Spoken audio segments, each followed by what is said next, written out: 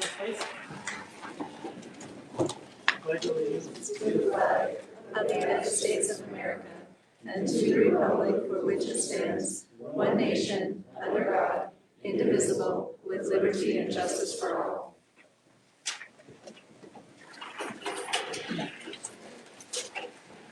Sherry, would you do roll call, please? Mayor Nicholson? Here. Vice Mayor Sager? Here. Councilmember Durst? Here. Espinoza? Martinez? Here. Smith? Here. Wells? Here. Okay, we have a quorum.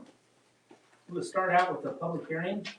Item A, ordinance amending Rawlins Municipal Code 15.28.090, suspension of revocation of a contractor's license. Is there anybody who'd like to speak on that? Honorable Mayor and City Council, I did just want to come up really quickly and let you know that later in the agenda, I will actually be asking you guys to postpone this item to the October 6th meeting due to some publication errors, but because I did originally have this public hearing scheduled, we'll have this one and then we'll have the one with the proper publication on the 6th. Okay. All right, thank you. Now move on down to item B, fiscal year 2020-2021 budget amendment number 1 resolution. Anybody like to speak on that?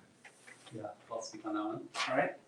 So this budget amendment is to be able to purchase a city vehicle that I can utilize in my role as city manager. I'll be using a vehicle quite often to be able to go between departments and other areas, and so that's what this budget amendment is for. Okay.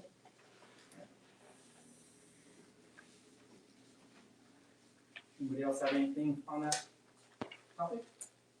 Okay. Now move on down to citizens participation. This is the time for anybody in the audience to come up and speak, have up to 5 minutes to speak about something. Yes, ma'am?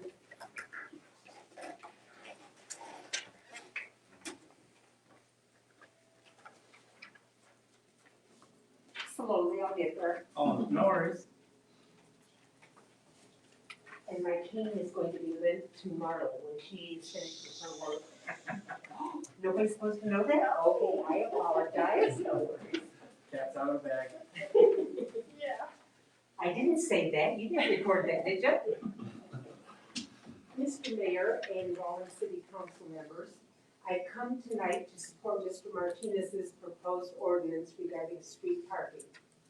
I was on Mr. Nicholson's street parking committee earlier this year, and I did not and still do not agree that stating the RV parking on streets was simply a safety issue is enough. I think Mr. Martinez's proposal is presently a fair and good solution with the coming winter weather. Other than recreational vehicles, including campers, boats, and snowmobiles on trailers, to be off street from October 1st to Memorial Day is very reasonable. This resolution provides for owners of recreational vehicles to have access to them during seasonally appropriate weather, while allowing other residents to traverse the city streets without encumbrances in a safe manner. Thank you for listening to my opinion, and please take seriously the efforts of this proposed ordinance in cleaning up Rawlins streets. Thank you. Thank you. Oh, I apologize, I didn't introduce myself. Cheryl Bailey. I think most of you knew me.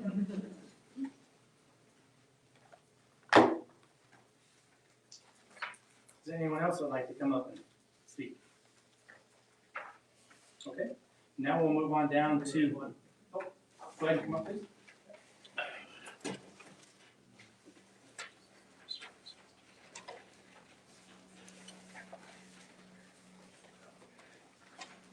Mr. Mayor and City Council, my name is Elmer Ridgway, and I'm here with my wife Robin.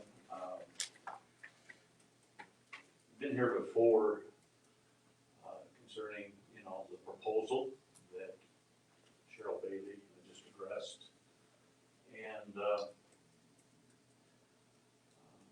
part of my concern and I've been one of those with the RV on the street. I live on a large, wide street. I also have the four-wheeler trailer, although it's not always on the trailer. And we live in a really strange little community in the sense that it's a wonderful community. But we're not Casper, we don't have no event center. We have very little recreation in our community. And our mountains, whether it's, we head into the winter months, and I used to snowmobile, whether it's the individuals that snowmobile, or us that camp in the summertime and ride the four-wheelers, those that fish, those that hunt. That's the perks for living in Rollins. I know that some of the streets are very small, and I would concede that they are very small. Some streets are very large. I know the concerns have been for emergency vehicles and snow removal. Snow removal is not a really high priority. I have a little Fiat, I park it a lot during the winter because I can't get around. But I would just ask that you consider, and there's a lot of us, that it's part of the joy of living in this area, whether it's the Snowy Range, or Sierra Madres, Green Mountain, or it's the reservoir. That's what makes Rollins kind of unique and special. And I wish there was a really equitable solution. There are a lot of communities in Wyoming that allow RVs on the street. I have RV'd around our state a lot, and I find them in a lot of communities. I'm not saying every community does, but I know that there are communities that do. And so, as this is, once again, and it's been addressed many times, as it's addressed again, I just speak on behalf of those that this is what we enjoy in our little community and in our county, and ask for your consideration. And with that, I say thank you. Thank you. Is there anybody else that would like to come up and speak in public participation?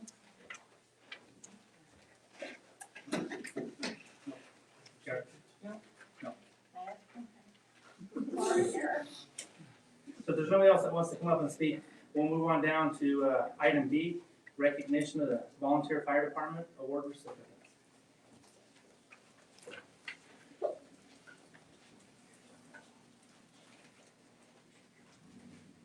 Mr. Mayor, Council, good evening.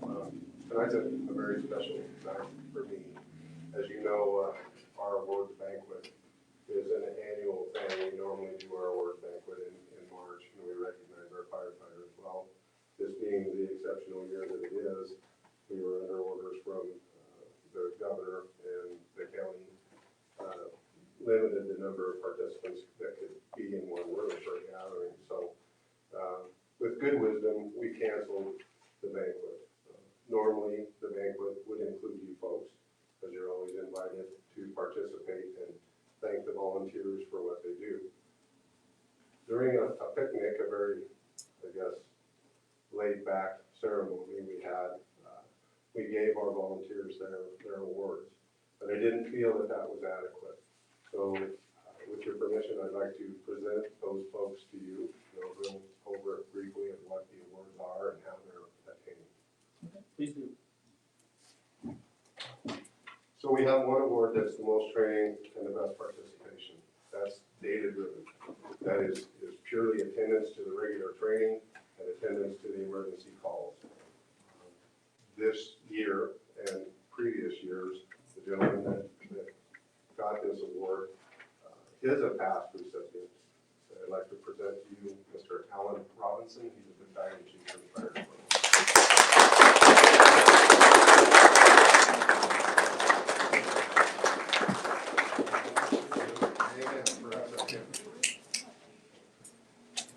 The second award is for the EMS provider. In 2019, we had a draw.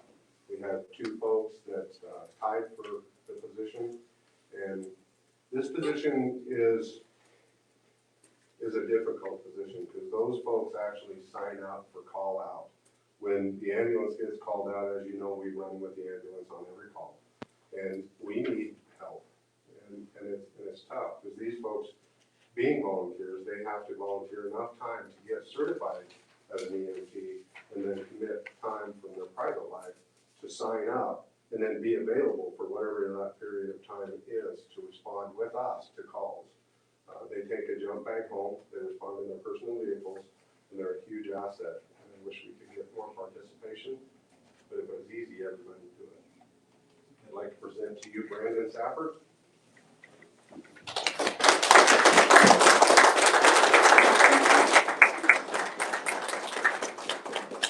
And Stephanie Trimble.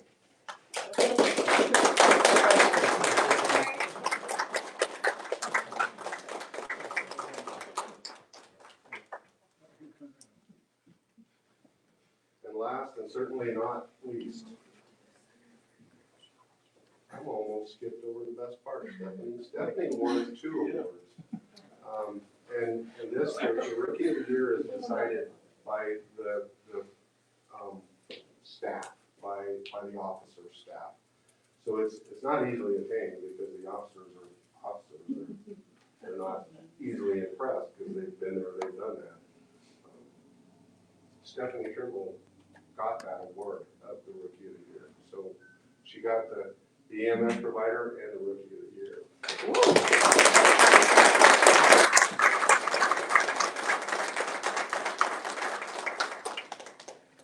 would have been okay to throw something at me. The last and certainly not least, the firefighter of the year is selected by the whole entire department. There's input from the paid staff and there's input from the volunteers, and nobody knows who that person is. It's closed ballot. The ballots are solicited to the fire chief. I go through the ballots, I read what the ballots are, and you could say that it's kind of an award of your best buddy, but that's certainly not true in this case. The firefighter of the year is difficult, and certainly for a veteran member. Our battalion chief for the volunteer side has huge responsibilities because he is the direct line to the fire chief, and he's also the direct line to the volunteers. It's not happy, as you know, to keep everybody happy. Sometimes it's impossible. Sometimes you just have to agree to disagree. But that position is very difficult, and this man has done a great job of it. I'd like to present to you the firefighter of 2019, Louis Lascano.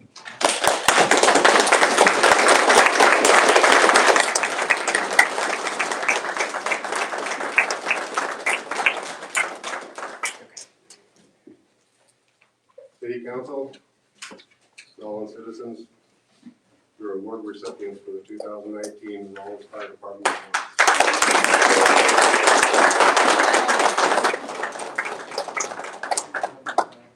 You guys might want to stand up so you're.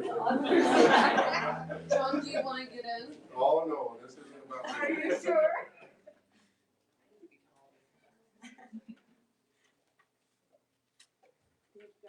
Outstanding. Congratulations. Thank you very much.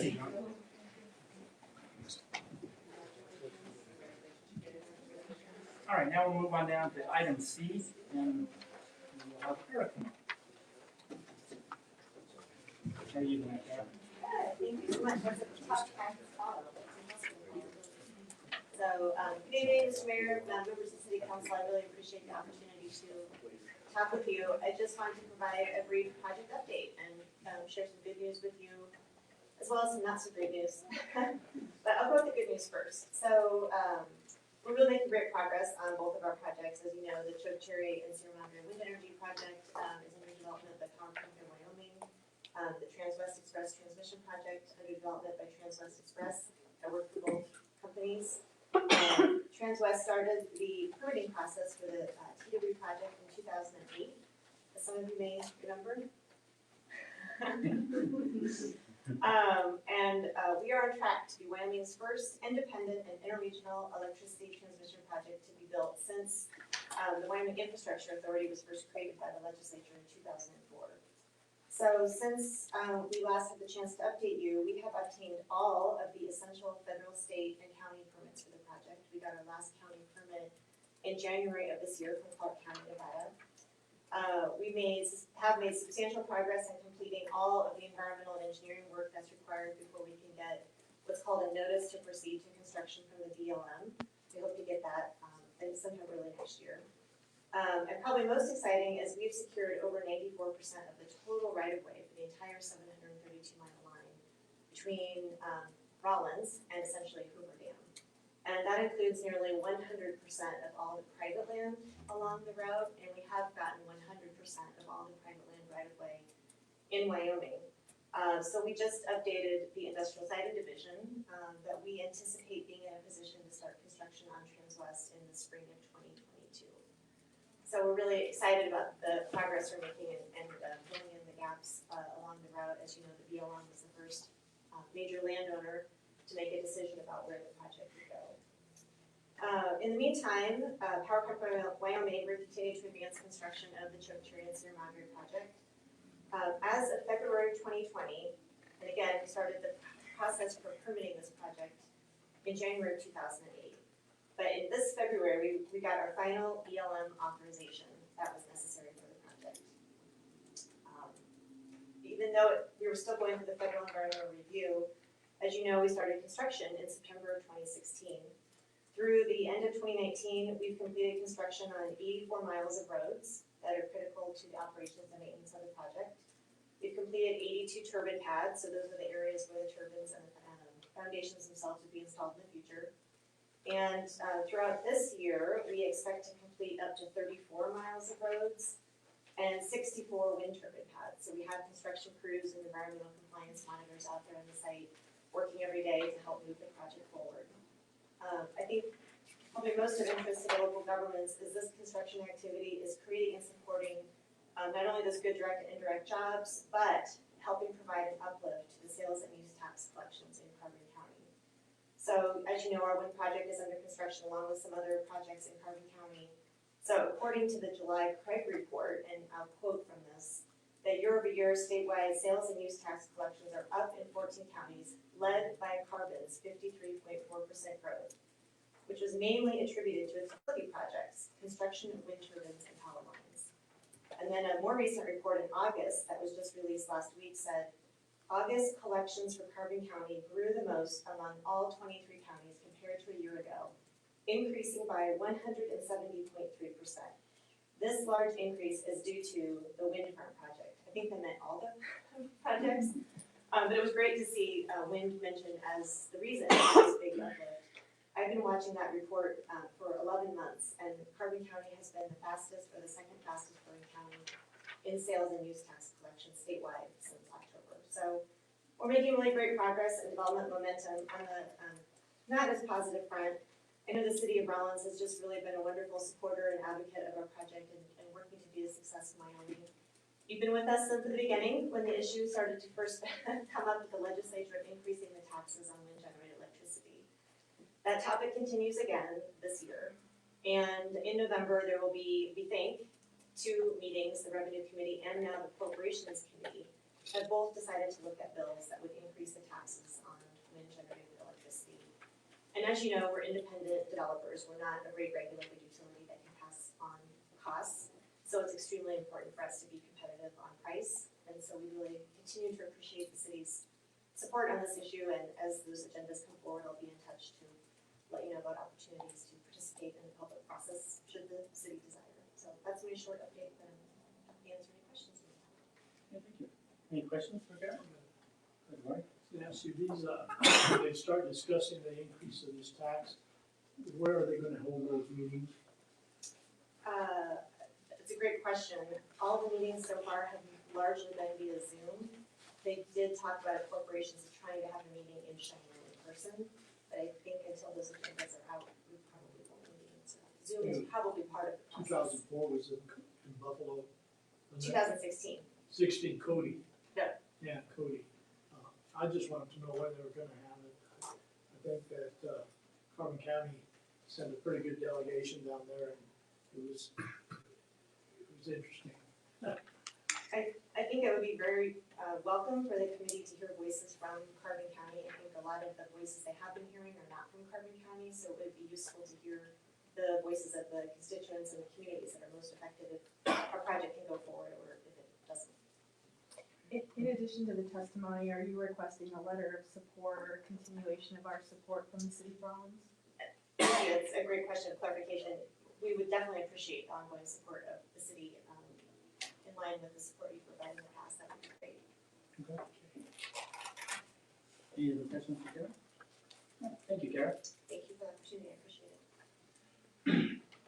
Now we'll move on down to city council reports. The first item is Board of Adjustments. I have nothing to report there. The next item is COG, and I'd just like to announce that we have a meeting tomorrow night, the 16th, in Medicine Bow at the community hall. Dinner will be served at 6, and then the meeting will start at 6:30. On the agenda for tomorrow night, we have Kara again.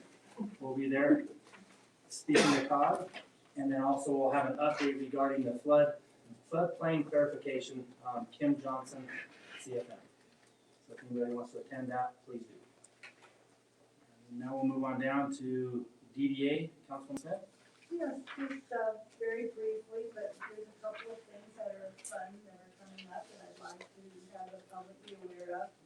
One is Art Beat, that is coming, being presented on October 2nd and 3rd. We're asking people to come out and see various artists from around the community and the state. It's a fun time. And also Trick or Treat will be held in the downtown streets. We will be doing the appropriate social distancing things.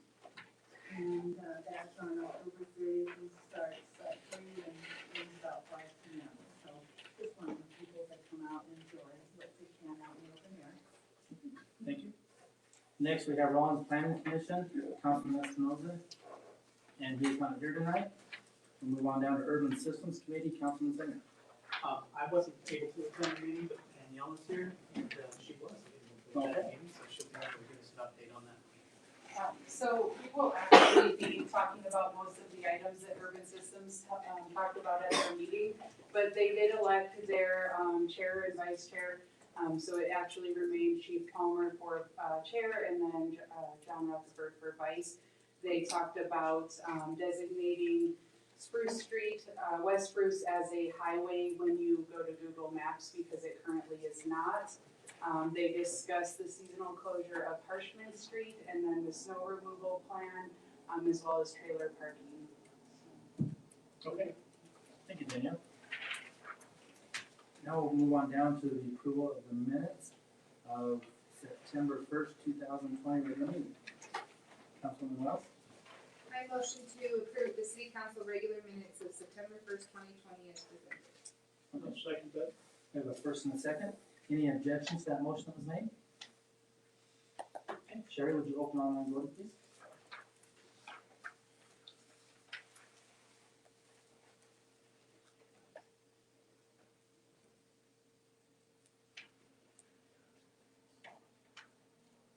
Online voting is closed and the motion carries with 6 yeas.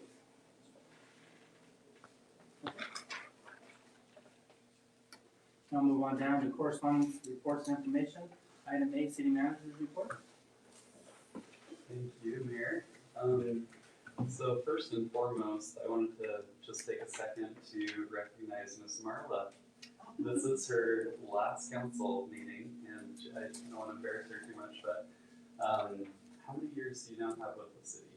22. 22. That is a significant investment of time and service to the community. Can we give her a round of applause?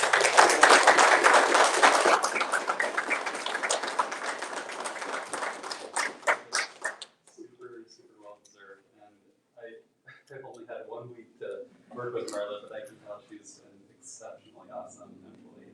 And she is lining me out day in and day out. I can't tell you. Just trying to fill his brain full of information. There you go. So just want to thank you for all of your service, and is Pam here?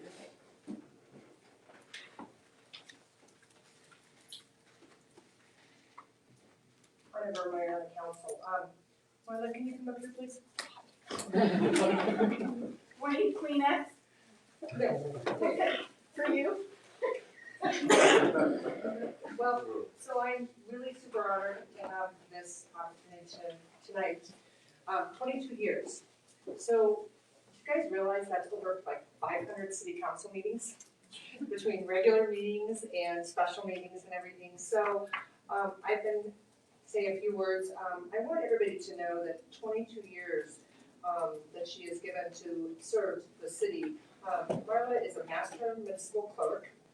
She is the most advanced designation of an International Institute of Municipal Clerks, and she did a 5-year training program with rigorous education, and all her compliments. She is also a valued member of the Wyoming Association of Clerks and Treasurers, including serving as the president, as the past president. And I have a quote here from the past president, Kathy Wentz from Sundance. And she started her quote, OMG, exclamation, exclamation, exclamation. I'm not ready for her to retire. Marla has been WAMCAT's rock. She exudes everything a clerk should be. She's knowledgeable, kind, fun, and first to lend a hand when any of us needed her help. WAMCAT will miss Marla's leadership, but mostly her friendship. Best wishes to her.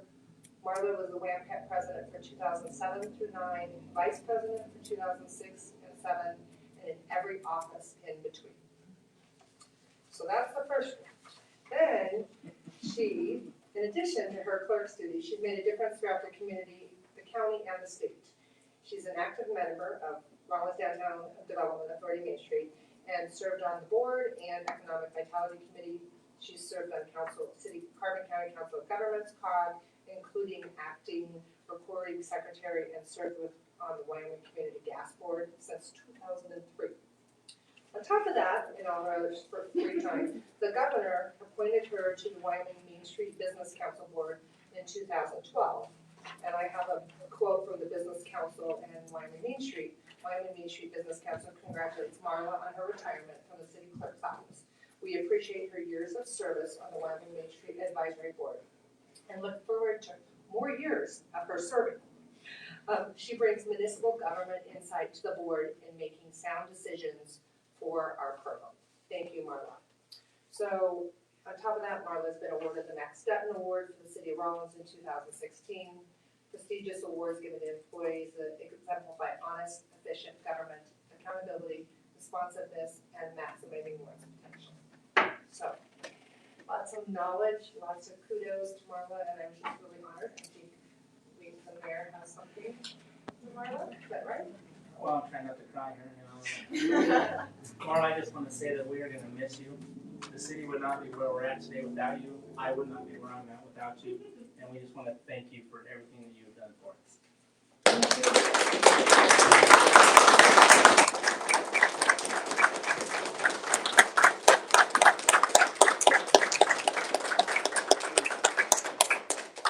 Before you start, Marla, I'm gonna miss you a long 22 years. I'm gonna miss all the conversations we had and all the debates we had. We've had a few. I really, really thank you for all the help you gave me. Well, it's time. I want to leave with grace. And thank you for the city of Rollins for allowing me to work 22 years for this community. It's my home. I was born and raised here. My parents have businesses here. And it is important to me that it thrives in a beautiful way. Thank you.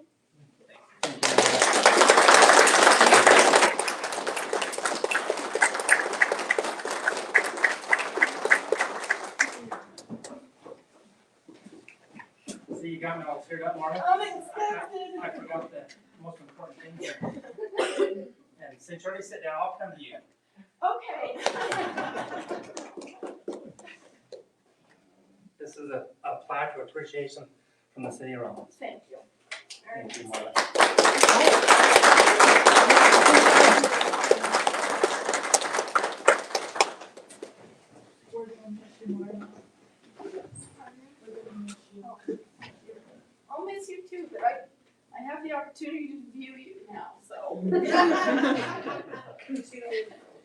You'll be sitting home on Tuesday nights watching that. And you'll be going, you can't do that. Yeah. All right. And now we'll move on down to item B, department monthly reports. Actually, I have a couple more things with that. Oh, yeah, go ahead. So I just wanted to just take one quick sec to give a couple of updates. I know probably the citizens are wondering what's the Sean guy all about? What's he doing in his first week here? And you know, a lot of it is just listening and trying to understand everything that's going on here. And one of the most important things to me, which I've already started working on, is I think I've met with about 40 of our employees already, one-on-one. And it's been awesome. I can tell you we have a lot of really awesome people that work at the City of Rollins. And I've had a lot of really good feedback that they've appreciated that opportunity to get to know me as well and to have that great relationship of trust. So I just wanted to report on that. And then in the coming weeks here, especially this week, I'll be meeting with our department heads and getting the whole, I continue the amount of information coming in here, trying to learn it all. So it's been really good. I was also recently able to, or just last night, I attended the Carbon County Economic Development meeting, and we already heard a little bit about that from Kara. And then we're working on finalizing our finance director, and then we're trying to get a city clerk. So I tried to convince her to stay, but a couple of times. But anyway, I'm super happy for you. So that's all I have. All right, thank you, Sean. Now we'll move on down to department monthly reports. Anybody have any questions on those? Okay.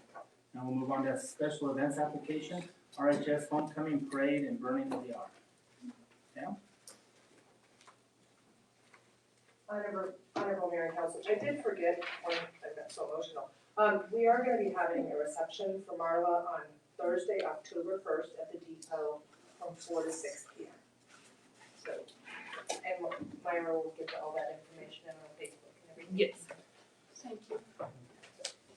Okay, Honorable Mayor and Council, I have a special events application to update you on for homecoming. It has been approved by all staff at our staff meeting this morning. So it will be October 2nd, and the parade starts at 4 p.m. Casey Garnhart, our AD from Rollins High School, has submitted it. And also the Rollins Fire Department will be burning the R prior to the beginning of the game. So that is, of course, our contribution, the city's contribution to homecoming. Okay. Any questions? Okay, thank you. thank you, Pam.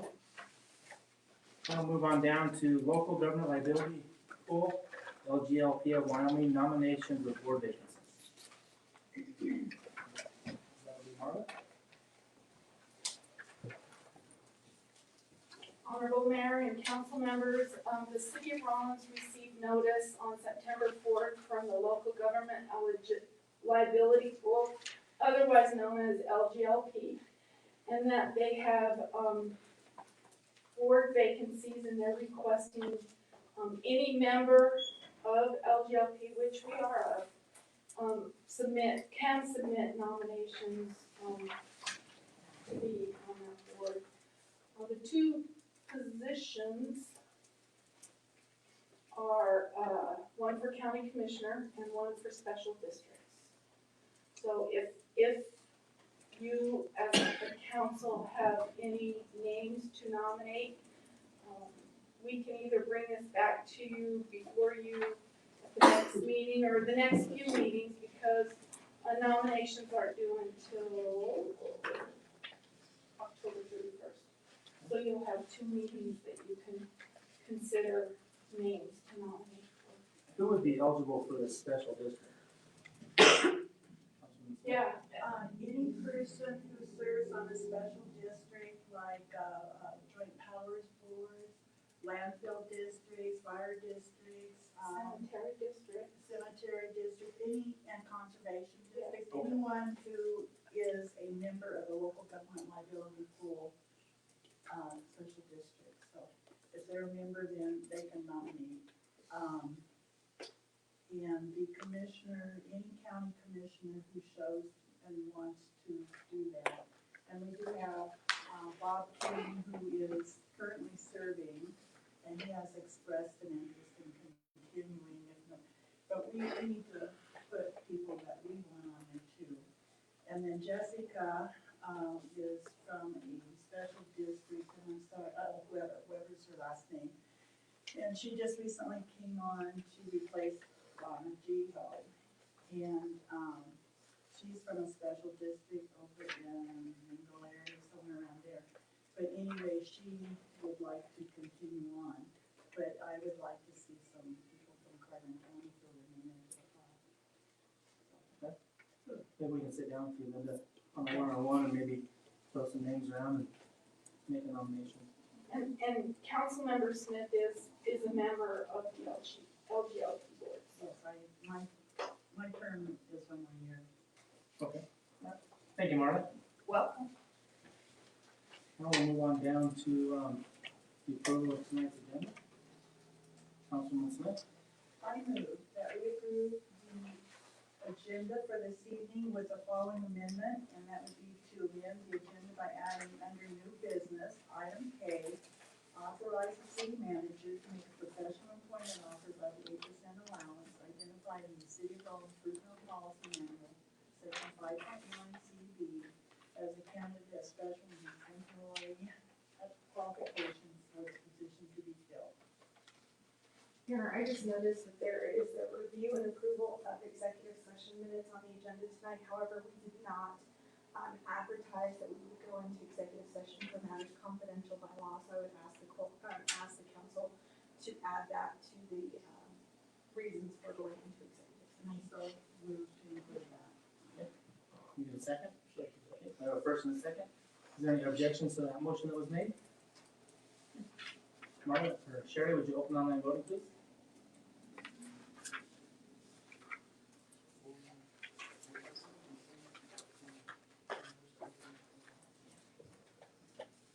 Are you hearing us okay, Aaron? Yeah, but I'm not getting the vote that's not popping up on this. Not yet. Not yet. Now it is. Oh, there it is. Okay.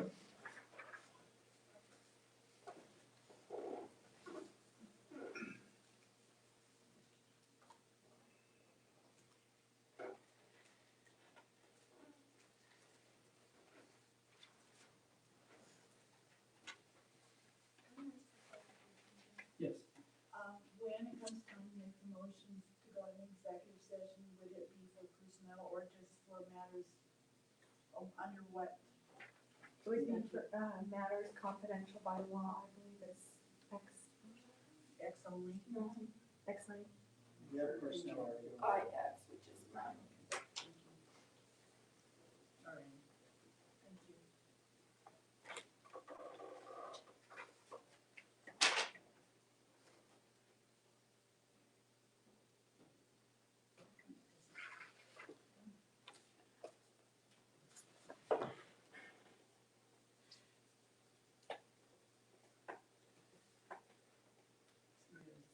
Online voting is closed and the matter carries with 6 yeas. Okay, now we'll move on down to new business, unfinished business. The first item is an ordinance, third and final reading, amending Rollins Municipal Code 5.08.410B, alcoholic beverages, terms of license and permit exemption. I get a motion, Councilman Wells? I move to approve on third and final reading and waive the reading of the ordinance amending Rollins Municipal Code 5.08.140B, alcoholic beverages, terms of license and permit exception. Okay, need a second? Councilman Martinez? Whatever. Okay, Councilman Martinez. All right, we have a first and a second. Any objections or questions in regards to that motion? Okay, Sherry, would you open online voting, please?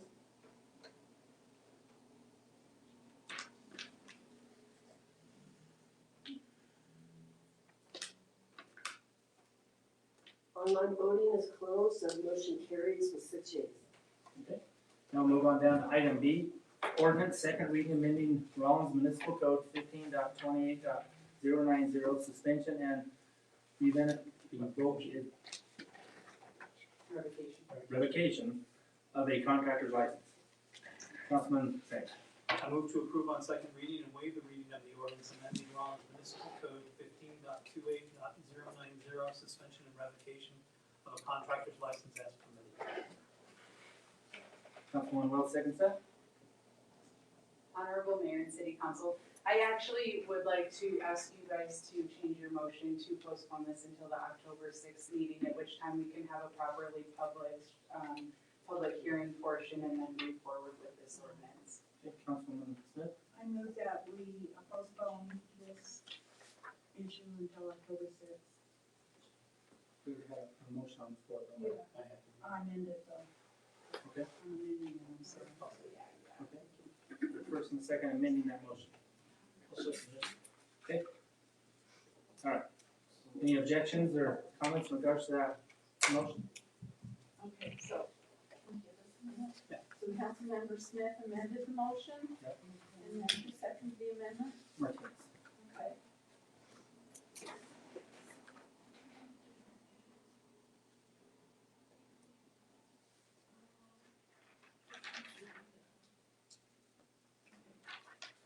Move to postpone to October 6th.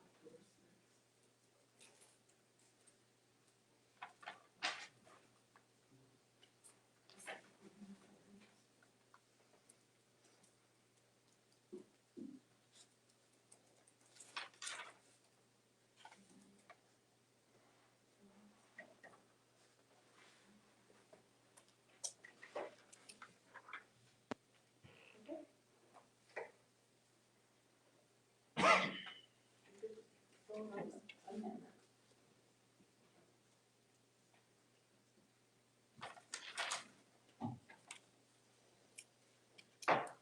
Online voting is closed and the motion carries with 6 yeas. Okay. Now move on down to new business, approval of payroll. Councilman Martinez. I'll make a motion to approve the payroll for August 16, 2020 through August 29, 2020. Payroll register for the amount of $225,153.25. Councilman Wells, seconds. Do we have any objections or questions in that motion that was made? Sherry, would you open online voting, please?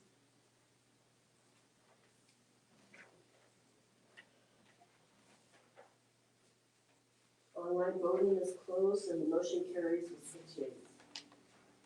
Okay, now we'll move down to approve the accounts payable. Councilwoman Smith. I move to approve the accounts payable registered for the period of August 28, 2020 to September 11, 2020, in the amount of $828,430.21. Councilman Singer. I'll second. Okay. We have a first and a second.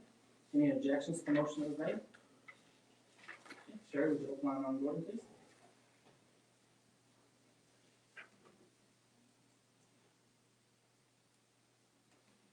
Online voting is closed and the motion carries with 6 yeas. Okay, now we'll move on down to approval of a fee waiver or reduction for 319 East Pine Street street cut. Can I get a motion? Councilman Singer.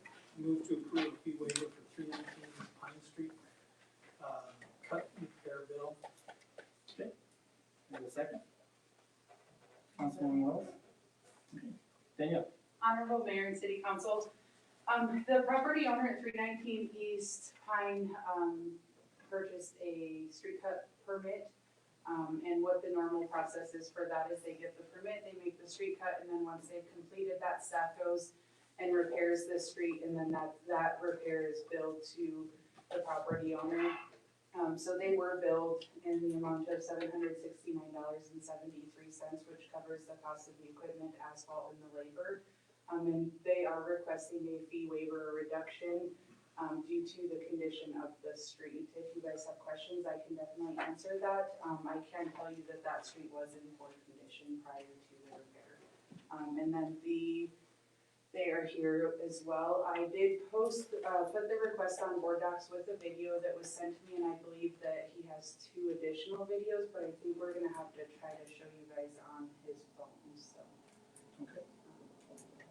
You guys have some questions for Danielle or Councilman Sanger?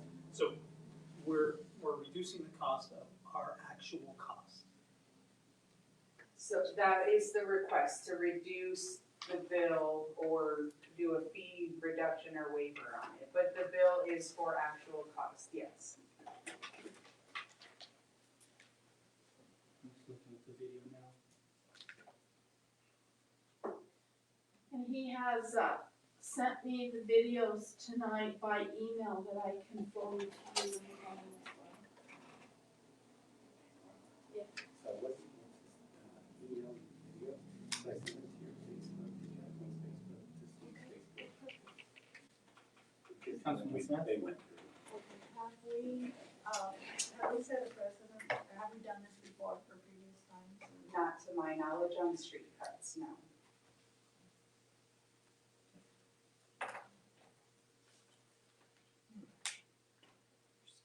Is the person here? Yes. Could they talk to us a little bit? Let us know. Sure. Excuse me. Mayor, council members. Thank you. So I'm Derek Elliott, I own, property at 319 Pine Street. The property that it was cut into was for a sewer line on Utah Street. That's how the line ran. So the street itself was rubble. So I took a video of it before they did the street cut. And then I took a video tonight of how big the patch job was. And the patch job exceeded the cut tremendously. So I mean, they patched a huge portion, much greater than what was cut. And then they didn't even finish patching part of the rubble beyond that patch. And so I have that video, I emailed it, I sent via Facebook Messenger to you and to Ms. Wells and to Marla Brown. Her last meeting, this is what I do to her.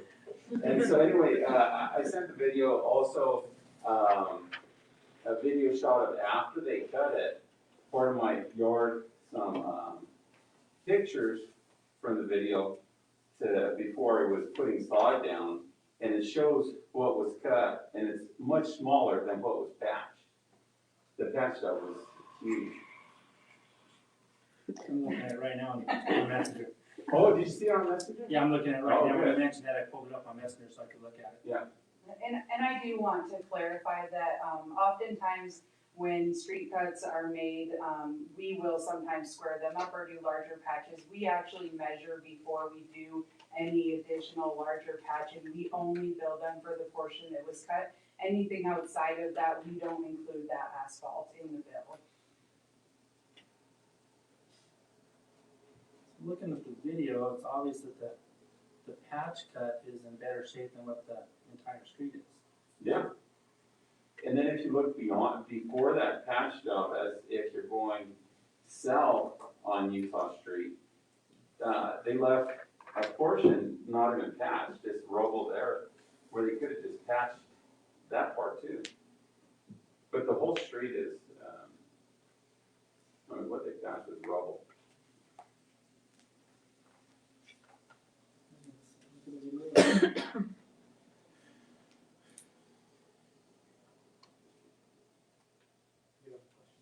For Danielle, before you did the cut, I did not, no sir. who did the cut? Eddie Archuleta. So the city didn't do the cut. Correct, we do not. Or you don't do the cut, what do you do? So we do the patching after, sometimes we cut depending on, but we don't do the initial one. So what happens is, the plumber or the homeowner, whoever's doing the work, will go in there and cut out that asphalt. And then once they're done, we come back and we repair wherever it's cut out, with new asphalt, and then, so that we don't have an open hole there. The only time that we would cut is if there were jagged edges, or if we were expanding the size, but again, we would measure their cut before we expanded that. Just to make either a cleaner transition for us, or things like that. So Is what was there a quoted price for doing this cut based upon what you had measured? We do not provide a quote. We will, if they actually let us know, we will give them an estimate. We always disclose that it's a very rough estimate, that if that comes back and ends up being larger or something like that. But typically, we don't provide a quote ahead of time, just because oftentimes we don't know the size that the plumber is going to have to dig in order to get to the service line. So it makes it challenging to know how much asphalt and how much employee time we'll have at that job. What are we required to provide after they're done doing their cut? We have a So- specific state statute that says we have to do X, Y, or Z, we have to meet a certain standard, what do we have to do? I don't know that there's a specific statute, so it's our job. So what we do is when they pull the street cut permit letter, anytime that they pull that, they're given a letter that states that they're to maintain that cut in the street or that hole. So let's say that they cut it at the end of summer and we don't get to it, they need to maintain it throughout the winter, and then it states that they will be billed for the repair. And then our standard, we always just put new asphalt in there and patch the street to match it with whatever is existing. I shouldn't say to match, because in this case, he's right, it was in poor condition. But, we do a patch like we would if our utilities dug up a water break or something like that, it would be the same process. So we're on the back half of this, we're not on the front half, we don't have anything to do with the cut itself. Correct, We only have to do with the fill in, the tamp, and the resurfacing, correct, that is what we're responsible for. yes. So the condition of that road, if it was brand spanking new, the bill would be? It would be whatever amount of asphalt we put in. It varies, sometimes they're small, sometimes they're large. I mean, we've had bills as high as 1,200 for street cuts, we've had them as low as 350. But based But on, it would be based on the amount of asphalt, it would be regardless of the road condition, we send the bill for the street cut. Now, I will tell you that there has been one instance in the past where we did a wear course project and we did not patch the street, therefore we did not, because the wear course project went over and they patched for us and we did not bill that one time. Other than that, it's always been regardless of condition billed. so if it was brand new and you had to cut it and you measured out that space, it'd be $765, Correct, regardless of how far you went out. correct, So no matter what the condition of the road is when you start, you're only billing for what you're filling in at the end based upon the cut. correct.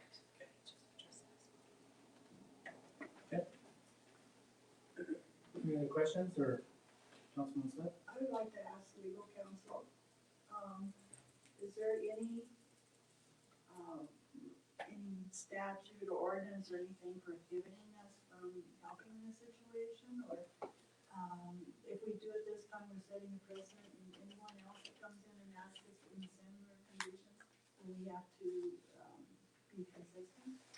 I would strongly recommend that whatever the council does, that it maintains that consistency. So if you're going to make allowances in this instance for road wear, that you would be open to that in other matters, in other zones, in other districts. I don't believe we've done that in the past, that I can recall where we have taken into consideration the current conditions of the road. But I would be cognizant, I would recommend that the council be cognizant that you would be setting a standard by doing that in this instance.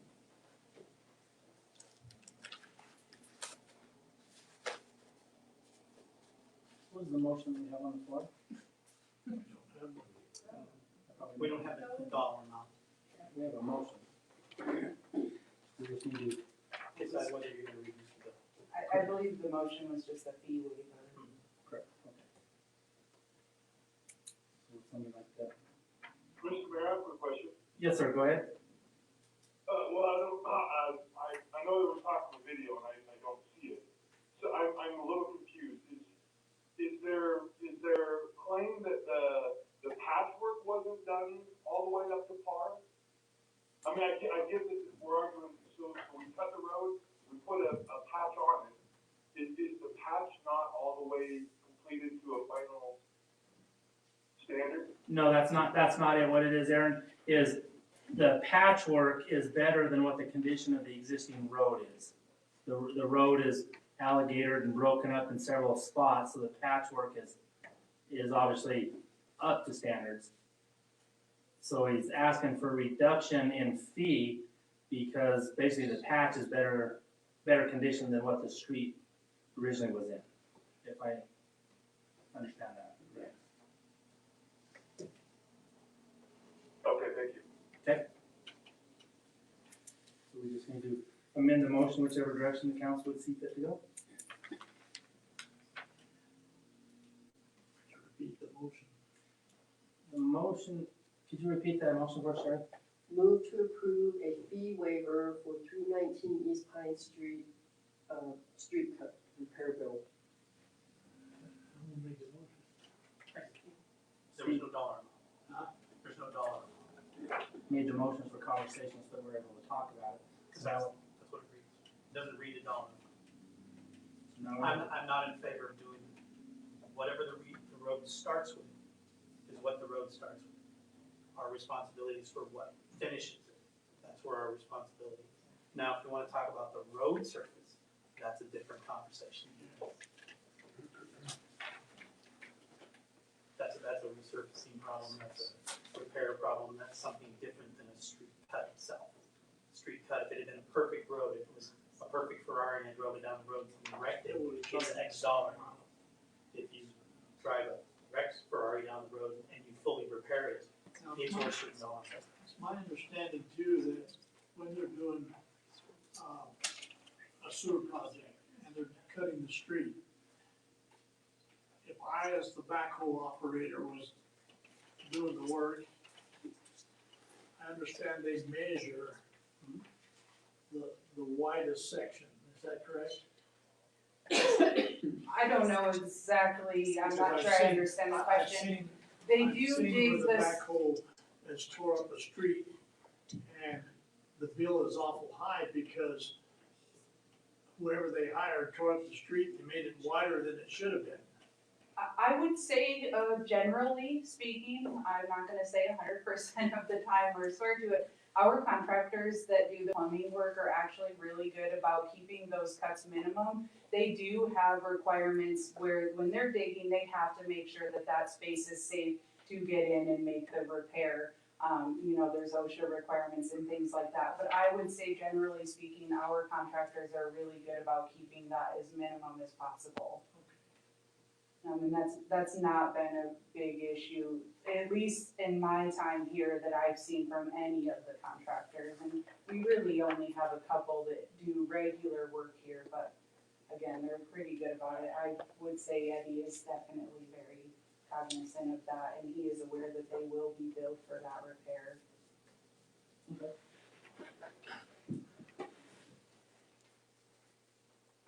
So, leave it as it stands and go to vote?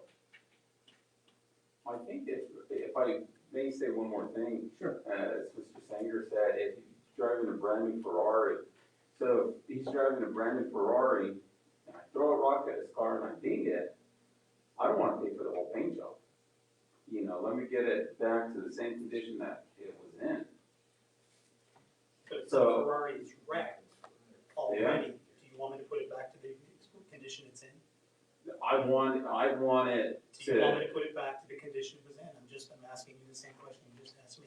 I'm driving if a it was wrecked. my opinion, I want it to be in the same condition as before they made the cut. Okay, that means do nothing. Well, that's how the street was. Right, but that's what you mean, don't do anything. Well, you would still have to do some work to it.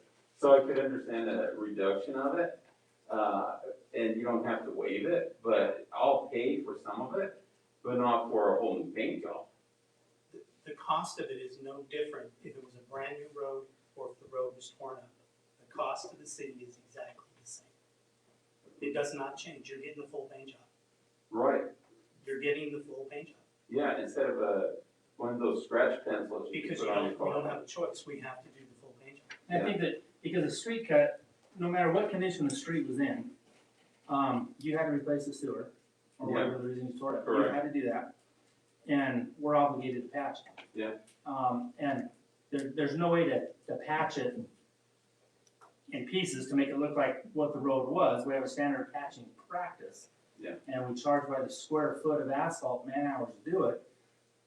No matter what condition the road was in, we patched it per our guidelines, and it's the same across the board everywhere in town. Okay, I would argue the dollar figure then, because the cut that was made is much smaller than what was patched. Now, as she stated that it was patched larger, and for what reason? To make it look better, drivable? Well, it was probably due to the road condition that the employees made the decision. We would have measured your cut and based our asphalt ton off your cut, not what we actually patched. So you wouldn't have been billed for the entire repair if we went outside of your cut. You would have only been billed for the portion that you cut. And then we would have, as just normal operating for us, patched an additional area to make it cleaner or because of the road condition that was in that area to help get some of that surrounding. Because what's gonna happen is if we were to patch just where you cut and then the road next to it's crumbling, that patch isn't going to hold. But Right. again, you would have been, we measure before we do any additional cuts or repairs to make sure that we have the exact size that you cut before we do anything. And so what is the square footage dollar cost? So I'd have to look at all of Oh, that sure, because I work sure. with our streets division Yeah. to do that, so I can't off the top of my head Yeah. tell you. But I know that I have your exact measurement and I would be more than happy to remeasure that for you, and look at that, and then I would have the exact tons that were used. I think that would be good. I could also get with Eddie Archuleta, who did the cut, to say what he measured after it, to compare the measurements. Well, it looks like according to the invoice, asphalt was billed at $70 per unit with a total amount of $315. And the remainder of it was equipment, a loader, dump truck, pickups, roller, and a laydown machine with labor of 3 employees. Right, but I don't put the exact measurements in the invoice, I put the tons, so I could do that. I do have that information. And just for the council and the public to be aware, whenever we do perform street cuts and we go into the street, when we're completed, we do have to worry about smooth transitions, both before and after and off to the sides. We can't just simply repair the section that they removed. Although we do not bill them for that, we're doing that service as a public safety to the commuters, that it's a smooth transition. And so in some cases, they do go out a little bit further to ensure that you have that smooth transition and it's not abrupt going from this to this grade. I would argue that, because right here is the patch job, and this is still how the street was left with rubble after. So it's not a smooth transition. Go ahead, Councilman Scott. I think this is one of those situations when you're setting up here, you wanna help people out, but if you do, you're creating a can of worms that will, affect so many different situations. And I think that I need to know when the contractor apparently came in and got the permit, he's cognizant of all the rules and regulations that are set out in the ordinances or in the permitting processes. And so if we deviate from that, then we will need, for everybody else in perpetuity, always be waiving fees for someone. So it is not really fair to grant one person that, in this instance, a waiver and not do it for future people.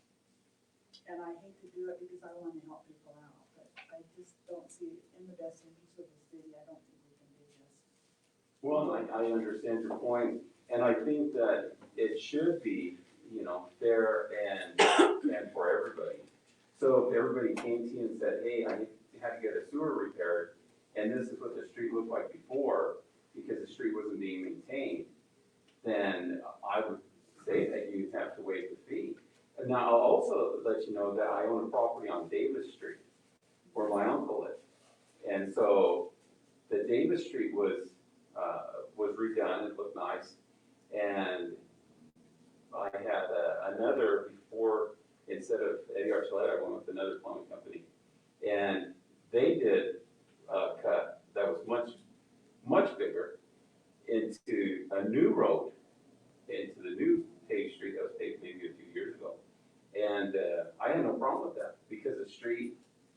good condition.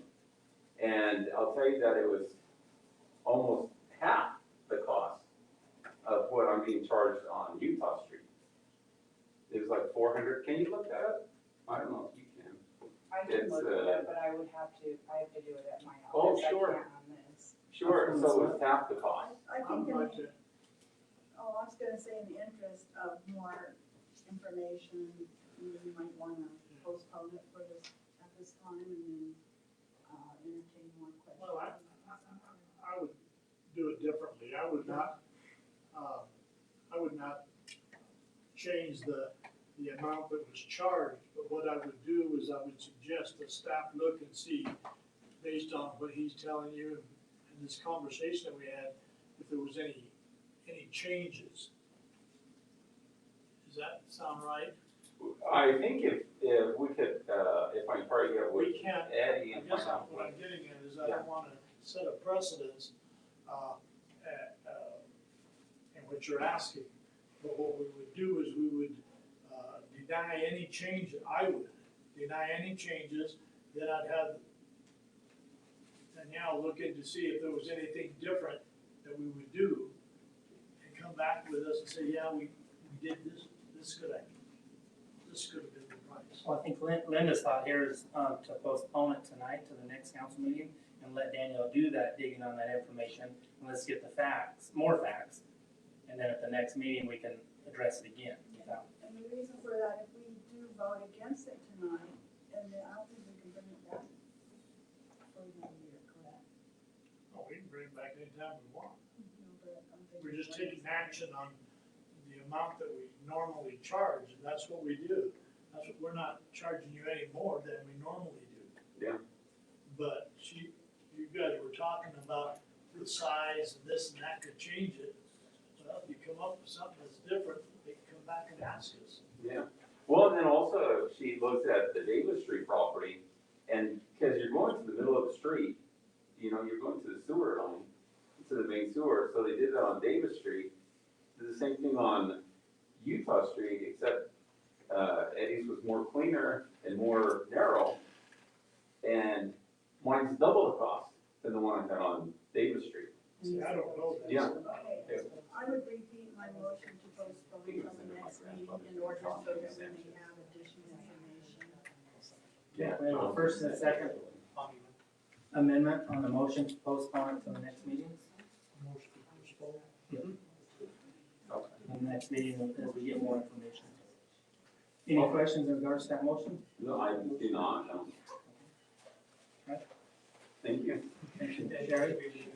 Weight differences if there's. Yes, I will pull that previous invoice and then we'll just confirm our measurements as well and bring that back to you. Something to think about too that we might wanna do is, get a fee schedule put together of what it costs to patch per square foot.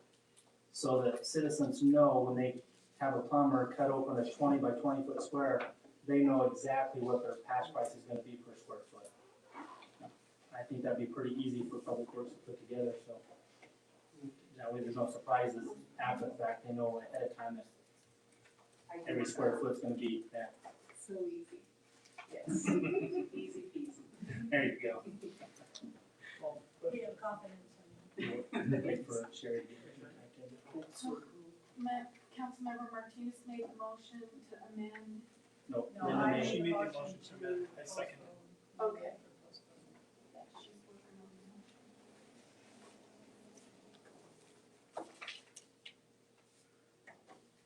Could it be a price difference in asphalt at the time too? I was thinking of that as well, but I don't know that it would have been significant that much. We did increase the price to 70 per ton, due to cost of oil and the increase for us to make asphalt. And I don't even recall exactly when we did that, but I wanna say been close to 2 years. So I'd have to look, but it would say on the previous invoice if they were charged at a lower rate than asphalt. Cause I know when I started it was less. Online voting is closed and the motion carries with 6 yeas. All right, thank you, Sherry. Thank you, Danielle, for that. Now we'll move on down to item D, a resolution to approve and adopt snow removal plan map. Councilman Martinez? Mr. Mayor, I'll make a motion that we adopt the snow removal map as amended, amendments and presented. Councilwoman Wells seconds that. Danielle, is there any major changes to? There are a couple major changes. So this item was presented to the Urban Systems Committee. In addition to the Urban Systems Committee, staff actually sat down with the school district as well. We even went as far as mapping out all of the bus stops that the school district has, to make sure that we could work with them the best that they could, or if there was maybe a stop that they could adjust to help us a little bit, we would work together. So what is being proposed though is that we extend Darnley Street from Inverness to where it dead ends, which is by the church there. And then we are also proposing to add Aberdeen, add Rodeo Street from Murray to Walnut, extend State Street to Locust Street, and then Locust to Higley to make kind of a full circle there. Extend West State to Pershing, and then to Hugus, and then back to Washington, which is adding another block, 2 blocks, I'm sorry, and that was partially due to bus routes. And then also Brent Street to Walnut, which we've been doing as part of the downtown area, and extending Elm Street from 21st to the El Rancho Drive intersection, and then upgrading 18th Street to a first priority from a second priority. So kind of continuing down Elm around to Spruce there. So most of these changes are, one, our employees have already been doing it, or two, because they are heavily traveled streets, and a lot of times when we're out plowing snow, it's a lot easier for us to go down a priority route and kind of make a full loop to hit our next area. We're not gonna all of a sudden be like, oh, this ends first priority route, well, let's back up and do a U-turn. So it just made more sense to add these. We would like to get in a better, maybe annual review of the snow removal map, just to make sure we're keeping things up to date. I think it was really helpful for staff to sit down with the school district, and I just really want to thank them as well, because they were a huge partner in this, and it wasn't just the city saying, okay, let's add every single bus stop. You know, they were willing to work with us and adjust as needed. So I feel like this is going to be a really good plan moving forward if it's approved tonight and staff is on board with this. And again, Urban Systems did make the recommendation to bring this to you all tonight as well. Any more questions for Danielle? If not, then if there's no objection to that motion, Sherry, would you open online voting, please?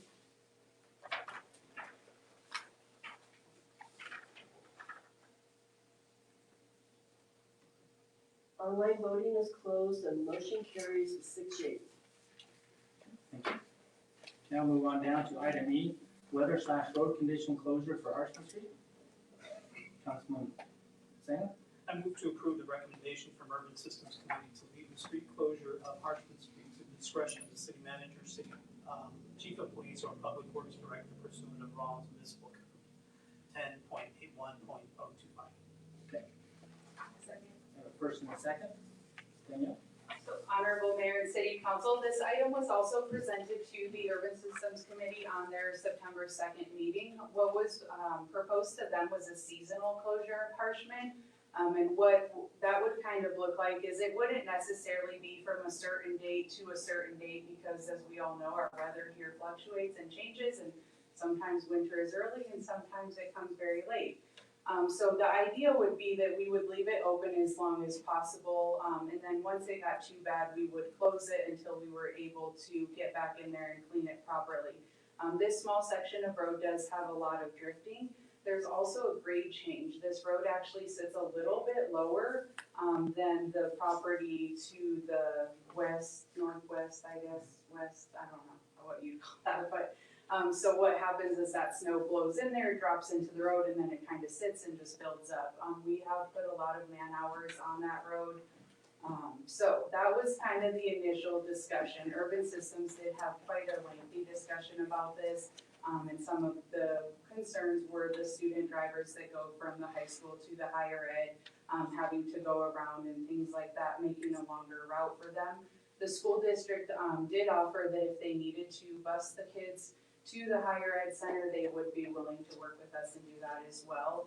Ultimately, Urban Systems did make the motion just to close it when needed, and then once staff had the ability to get over there and open it, we would do so. If you guys decide to go with that recommendation, there's nothing really on our end we need to do. We have ordinances in place currently, specifically the 10.8.1.025 that allow us to close the road during emergency or weather conditions, so we would follow that same procedure. Okay, Councilwoman Smith? Are we prohibiting any persons from going into their homes or anything like that to do that? I don't think you are, but. It's from the rec center around to the higher education. Right, so we would, regardless of, yeah, we would maintain access at all times to the rec center and the higher ed center, and then the only thing in between is there's the walking path that kind of goes around by the ball fields there. So you're not talking about from Cedar Street on Horseman down, you're No. talking down below. No, it would only be from the north side of the rec center entrance, because like I said, we would definitely maintain access there. It would be closed right after them, and then it would be closed before you got, or I guess which way you're going, but we would keep the higher ed entrance open as well. So if it were closed, they would have to go around, down Harshman to Murray, up the bypass to the, right, or they'd have to go, I guess, down Brooks and around that I way. can't do that, but the way I read it, it says closure of Parchment Street. Well, that starts on Cedar all the way down to the rec center. Yeah. So No, it would just be that we're very talking small. about portion, I know which portion you're talking about. It's all Okay. that open Yeah. fields out there. And That's right. More people got stuck last year. Yeah, last year was fun. I got some good pictures. I think Kelly did too, actually. So, yeah, it was interesting. We had to dig several people out last year. Is there any other questions concerning that motion? Okay, Sherry, would you open on that vote?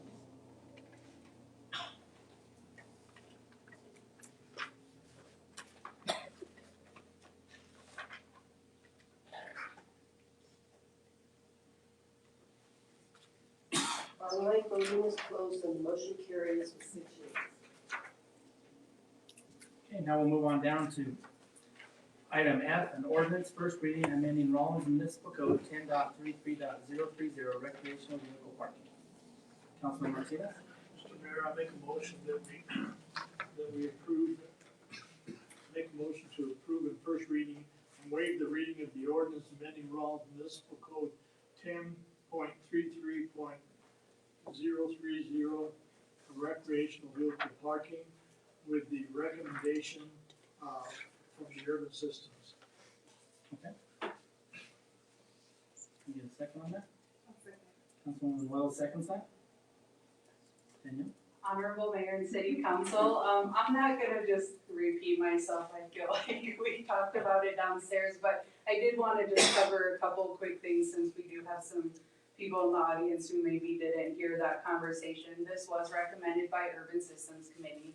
They did review the ordinance that Mr. Martinez brought to the council at the previous meeting on the 18th. They reviewed the subcommittee recommendations as well as the 3 previous recommendations that were sent to council in 2016.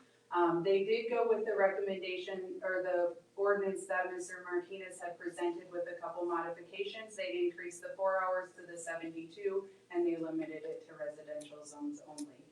If you guys have any questions, I will try to answer them, and then I might have to call on Chief Palmer because he is the chair and he's my backup tonight. Is there any questions for Danielle?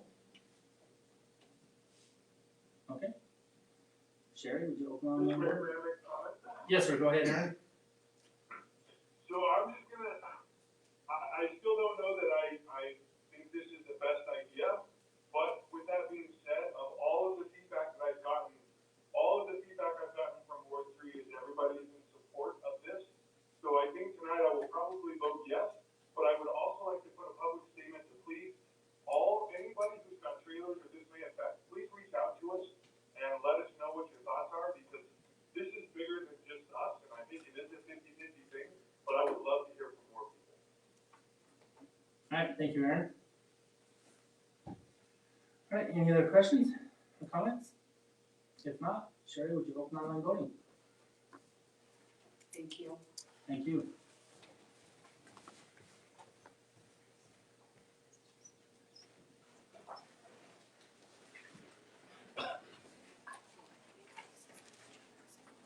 Online voting is closed and the motion carries with 5 yeas and Mayor Nicholson voting nay.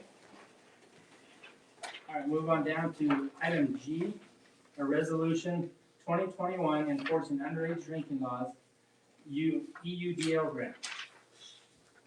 Councilman Singer?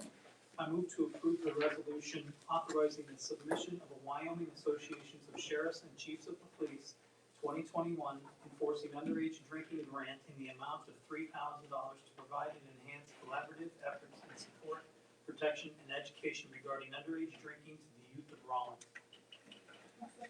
There's a second by Councilman Wells. Chief? Honorable Mayor and Council, the Rollins Police Department has received the UDL, which is enforcing underage drinking laws grant for many years now. We use this grant to help offset some costs for overtime for officers. We use it for the Music in the Park, which is a city event. We use it for school events, such as the prom, graduation. We also use it for certain basketball games or football games throughout the year. And I'd just like to be able to go forward and ask WASCOP, which is the Wyoming Association of Sheriffs and Chiefs of Police, to go for the $3,000. Okay. Any questions for Chief? Okay. Sherry, would you open online voting, please?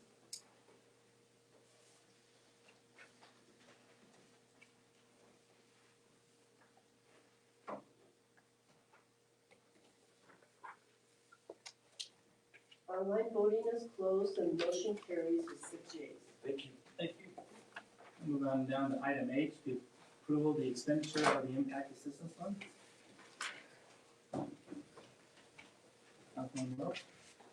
I make a motion to approve the expenditure of $28,800 for the purchase of a used 2010 Ram 5500 4x4 ambulance for the fire department to replace the current unit that has mechanical failures. I'll second that. John, what can you tell us about it? Mr. Mayor, Council, over several years, the fire department's worked with the hospital, Memorial Hospital in Carbon County, to provide and improve emergency medical services within our community. The need was identified and recognized that in times of heavy load, there was a need for a no available ambulance or a third out. So in cooperative efforts with the hospital, we proceeded in that direction. It was never the intent to take over the ambulance service. That was a big hurdle that we overcame. It was easy to jump to that conclusion, and that was never what we were trying to accomplish. We just wanted to be able to provide the best service we could to our citizens of Rollins and Carbon County. We reached out to South Central Wyoming Emergency Medical Services, and they had a surplus ambulance that was usable, and we put it into service. And it actually served us pretty good for a few years until the engine started having issues. We put several $1,000s into the engine. It was broke down for several months, and it just got to the point where we were fighting a losing battle. The last failure was a significant failure. It went to the central shop. They assessed it, and to quote, they said, "Don't put any more money into this. The city of Rollins does not have enough money to keep this thing running." So, looking at the impact assistance funds, this seemed to be a pretty good fit with the spirit of what the impact assistance funds were intended for. And we found a used ambulance, which it has a Cummins engine in it that has a pretty good track record. It's not that old, it's a 2010. We would have a little bit of money to go get it picked up and then put our existing radio system in it. But pretty much it's ready to go into service. And the best part is that it's a good candidate for a remount. And what a remount is, 5 years down the road, 10 years down the road, when we get to that point, we can buy a new cab and chassis and we can put the ambulance box on it. And there's more and more companies that are doing that. So rather than spending $220,000 on a new ambulance, we could do it for the cost of the cab and chassis for probably $75,000, $80,000, somewhere in there. Any questions for John? Hey, Councilman Martinez? you know, we talked about the ambulance, and I agree with what you're saying, we have to have one. And I know that we don't wanna be in the ambulance service. No, sir. But the question that came up, this last winter, and I think I brought it up, was the hospital asks the fire department to use the ambulance, is that correct? I guess my question would be, how do we charge them? Do we charge them the same as the hospital would charge if they use theirs? No, sir, we do not. And even though this ambulance is licensed by the state of Wyoming, we still operate through Memorial Hospital in Carbon County. They take care of all of the billing. They're responsible for any bad debt, which in the ambulance service, there's about 80% bad debt. We bill a flat fee, and it's a tiered fee system. If it's in town, we charge a certain amount. If it's out in Carbon County, we charge another amount. If it's to another town, like Cheyenne, Laramie, wherever we may be transferring, it's another amount. If we go further than that, it's by the mile. So it's all tiered, but we don't have any of the billing responsibilities, and we don't have any of the bad debt responsibilities, which was applicable for the hospital and for the city of Rawlins. But we are charging. Okay, thank you. We just adjust those fees too, John. Yes. Like we just. Yeah, Yeah. that took a long time to get that Yeah. accomplished. Any other questions for John? Okay, Sherry, would you open online voting, please?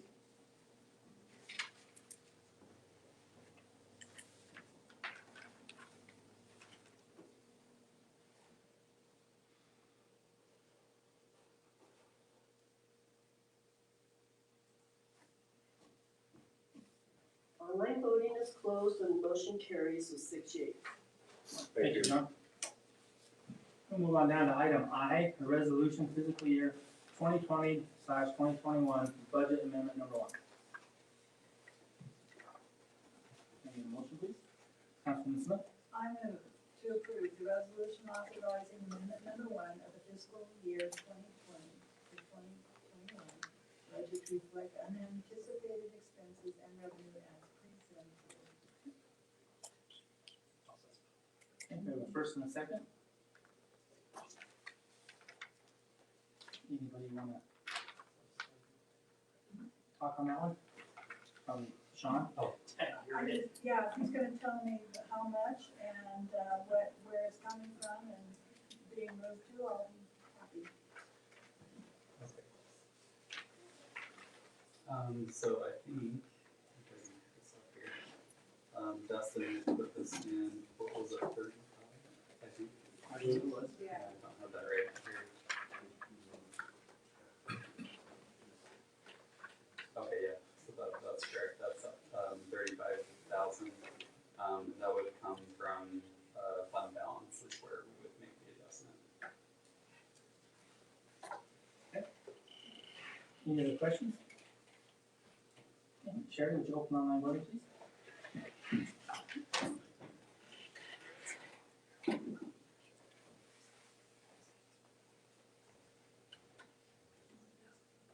Online voting is closed and the motion carries with 6 yeas. All right, thank you. Now move on down to appoint voting delegates for the 2020 WAM resolutions during Zoom meetings.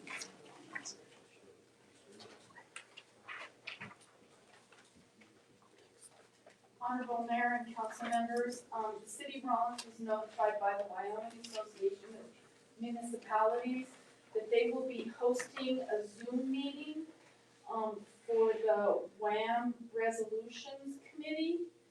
These resolutions, there's 9 of them that the committee for WAM reviewed, and is bringing forward to the members of WHAM. Due to COVID-19, they did not have the WHAM convention that they normally have in June.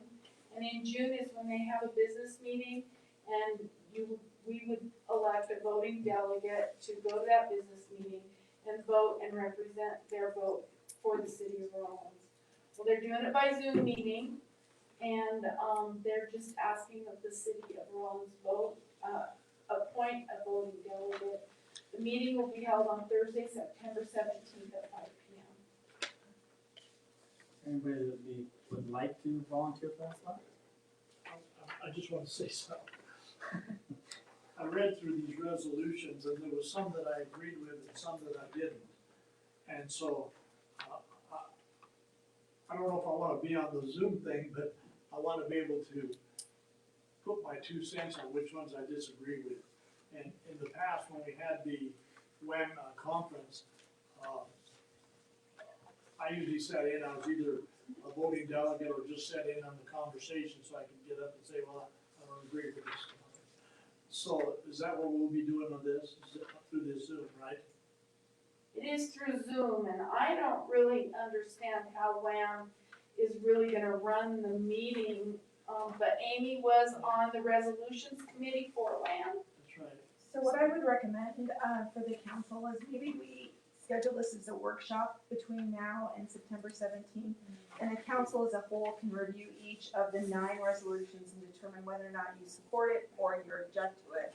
And then have one member of you designated to cast the vote I agree. based upon that. Okay. Okay, that's normally how we do it. September 17th is in 2 days. Oh my goodness. We can do a quick survey monkey. We could also have you, just identify if you feel strongly for or against them and then provide that to the, council member that's going to be your representative. Okay, well, I guess let's start with who would like to be. Councilman Sept? I am unavailable, I'm out of town, but, I would love to go. And I'm out of town that day as well.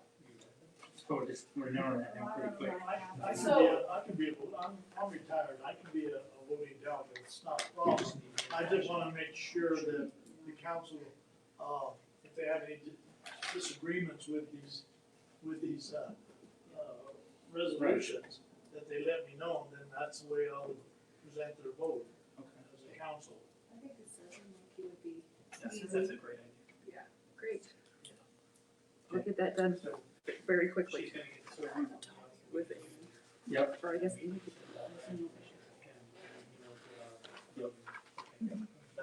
And then if you want it when That's what day you see the 17th, that's Thursday, this Thursday. I nominate Mr. Martinez. I'll second that. Anybody have any objections to that nomination was made? Sherry, would online voting please? And then, the bar, I'm sure, if you wanted to come probably down here that day they can. and set in here or one of the empty offices to do the Zoom where somebody can get you set up on it, or if you have any technical issues and so forth. Okay.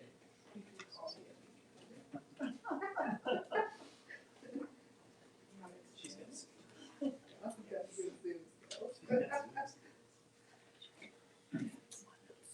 All the votes in?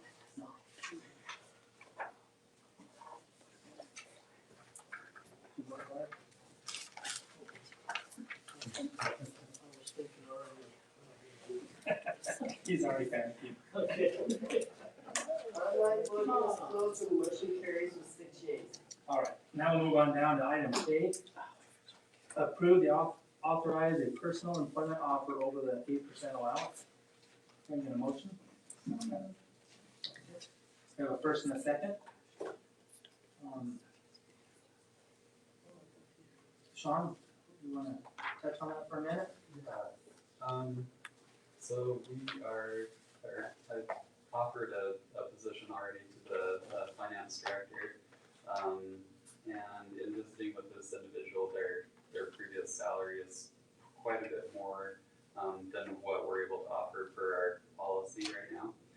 And this individual has significant experience government as a finance director and also as a CPA, which is what I really need.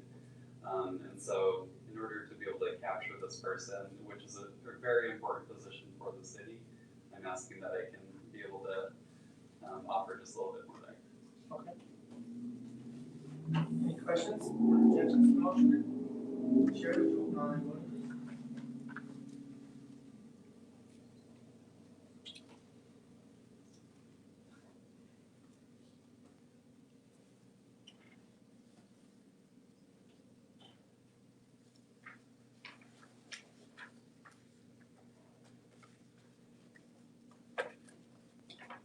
Online voting is closed and the motion carries with 6 yeas. All right, thank you. I'll move on down to executive session. I'm doing a motion. Councilwoman Smith. I move that we go into executive session as Title 6 pursuant to Wyoming statute 1644005A to consider the appointment, employment, right to practice, or dismissal of a public officer, professional person, or employee, or to hear complaint or charges brought against an employee, professional person, or officer, unless the employee, professional person, or officer requests public hearings. The governing body may exclude from any public or private meeting or any examination of a witness, and all other witnesses in the matter being investigated. Following the hearing in executive session, the governing body will determine on its decision in executive session and pursuant to 10(9), other matters as permitted by, as authorized by law. We have a first and a second. Any objections to that motion that was made? Sheriff, would you open online voting, please?